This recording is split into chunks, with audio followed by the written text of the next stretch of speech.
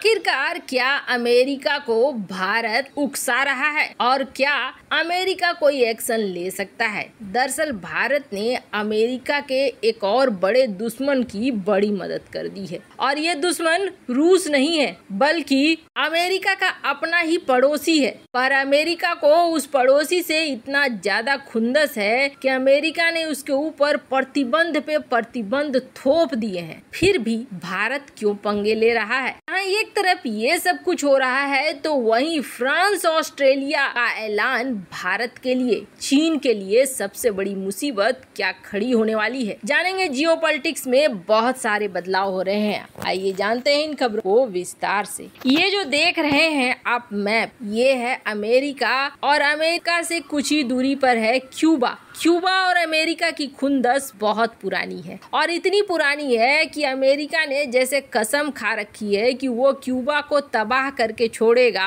बर्बाद करके छोड़ेगा। और अमेरिका ने बिल्कुल प्रतिबंध पे प्रतिबंध ठोक रखा है। जितने प्रतिबंध रूस पे नहीं लगे हैं ना, उससे कहीं ज्यादा प्रतिबंध तो क्यूबा के ऊपर लगे हुए हैं। क्यूबा के हालात ऐसे हो गए हैं कि इस वक्त क्यूबा में फूड शॉर्टेज हो रहा है, खाद्यान्न की कमी हो रही है और ऊपर से क्यूबा का एक मददगार था और वो मददगार इस वक्त खुद ही बुरी तरीके से फंसा हुआ है। उस मददगार को भी मदद की जरूरत है। यही वजह है कि वो क्यूबा की मदद करने के लिए नहीं आ पा रहा है और ये देश कोई और नहीं बल्कि रूस था। रूस और क्यूबा के बीच बहुत अच्छी दोस्ती मानी जाती है और क्यूबा रूस के लिए महाशक्ति, सुपर पावर, बगल में पड़ोसी अमेरिका से पंगे लेने को तैयार भी हो गया था और ये चीजें ही क्यूबा और रूस के बीच दोस्ती को बढ़ाती है। तो वहीं यहीं से क्यूबा और अमेरिका की दुश्मनी शुरू होती है। हमने पहले भी बताया है आपको क्या था क्यूबा मिसाइल क्राइसिस, जिसकी वजह से अमेरिका और रूस में ठनी लेकिन बीच में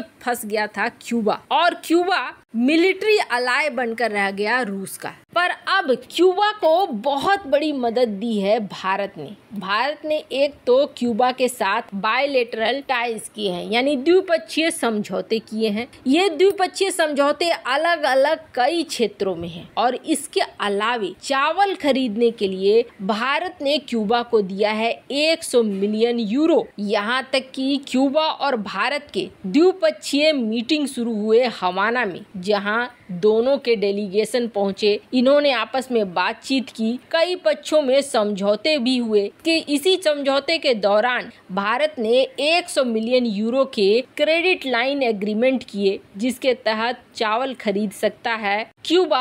अब ये क्यूबा भारत से भी चावल खरीद सकता है, किसी और देश से भी खरीद सकता है, लेकिन बहुत ज्यादा चांसेस है लाइन ऑफ क्रेडिट होने की वजह से ये भारत से ही चावल खरीदेगा। इसके अलावे एनर्जी के सेक्टर में, हेल्थ के सेक्टर में कई तरह के पार्टनरशिप बने। अब सबसे बड़ी बात यह है कि क्यूबा खुद ही खाद्य संकट से जूझ रहा है और इन संकट के बीच भारत और क्यूबा ने साइन किया है इस एग्रीमेंट को और क्यूबा ने डॉक्टर एस जयशंकर को खास विजिट के लिए बुलाया भी है। क्यूबा के जो विदेश मंत्री हैं उनके तरफ से न्योता भी दिया गया है। यहाँ तक कि एक पोस्टल स्टाम्प भी क्यूबा की सरकार ने रिलीज किया था 75 ईयर्स ऑफ इंडिया इंडिपेंडेंस के नाम पर, यानी भारत की आजादी के 75वें साल के उपलक्ष्य में एक पोस्टल स्टाम्प भी जारी किया। आखिर क्यूबा और भारत के बीच रिश्ता कैसा है, तो आपको बता दें सबसे बड़ी बात यह है कि ये रिश्ता काफी पुराना है। ऐसा नहीं है कि ये अभी शुरू हुआ है और क्यूबा और भारत दोनों ही एक दूसरे का साथ देते हैं। 1959 से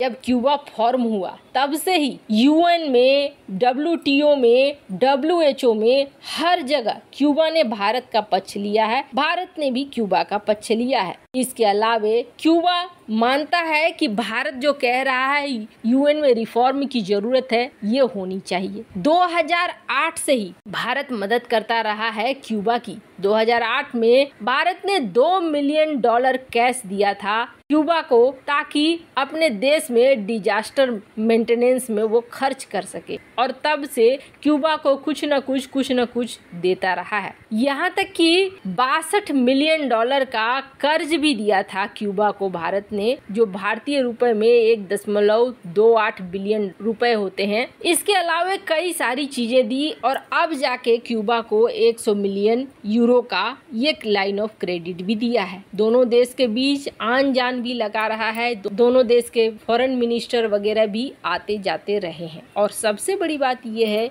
क्यूबा को इस वक्त रूस की मदद नहीं मिल पा रही है। ऐसे में अगर क्यूबा को सस्टेन करना है, बचे रहना है, तो क्यूबा को लेनी होगी मदद रूस के, खास तौर पर उन देशों के साथ जिसके साथ इनका संपर्क और रिश्ते सही बने हुए हैं। खैर, ये अमेरिका को चिढ़ा सकते हैं और अमेरिका कह सकता है कि एक तरफ तो तुम रूस की मदद कर रहे हो, वहाँ खरीद कर उसके व्यापार को बढ़ा रहे हो, और दूसरी तरफ क्यूबा की मदद कर सकते हो। लेकिन क्या ऐसा होगा? आपको बता दें, भारत उनकी खाद्य सुरक्षा को सुनिश्चित कर रहा है, इसलिए ऐसा होने के चांसेस बहुत कम है। लेकिन दूसरी तरफ चीन के लिए एक बड़ी मुसीबत हो गई है, क्योंकि चीन के लिए दो दुश्मन हो गए हैं एक, और भारत की कर रहे हैं मदद। अब दो दुश्मन कौन कौन है? एक है फ्रांस और दूसरा है ऑस्ट्रेलिया। फ्रांस और ऑस्ट्रेलिया के बीच अनबन शुरू हो गई थी कब? जब ऑकुस बना था। ऑकुस का गठबंधन बनते ही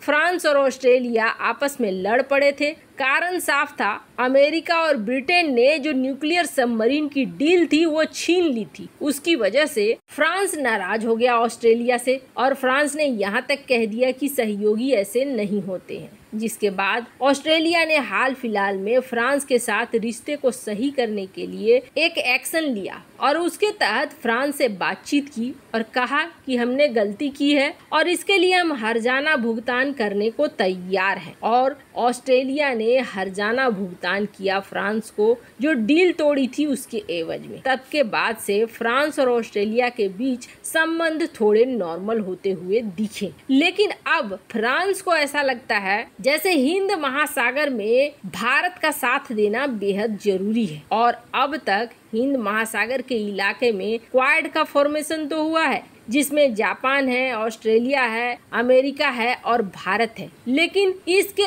अलावे एक और संगठन बनना चाहिए जो खास तौर पर सुनिश्चित करे भारत की साझेदारी को भी और भारत की सुरक्षा को भी। इसके लिए अब ऑस्ट्रेलिया, फ्रांस और भारत का एक ट्राइलेटरल गठबंधन बनेगा। ये बातें निकल कर सामने आने लगी है। ये ट्राइलेटरल गठबंधन क्वाड की तरह होगा या फिर सिर्फ व्यापारिक होगा, ये तो आने वाला समय बताएगा। लेकिन आखिर क्वाड में क्यों नहीं फ्रांस घुस जाता है? तो आपको बता दें, इस चीज को लेकर बहुत ज्यादा खुलासा तो नहीं आया, लेकिन ऐसा माना जा रहा है कि फ्रांस अमेरिका के साथ किसी भी गठबंधन में अब कंफर्टेबल महसूस नहीं कर पा रहा है। अमेरिका को कई बार चेता भी चुका है। बाइडेन के साथ कई ऐसी तस्वीरें भी निकल कर सामने आई हैं जिसमें फ्रांस और अमेरिका की नहीं बनती हुई दिख रही है। वैसे में हिंद महासागर क्षेत्र में अगर ये नया गठबंधन बनता है तो भारत के लिए बेहद सही होगा, क्योंकि एक है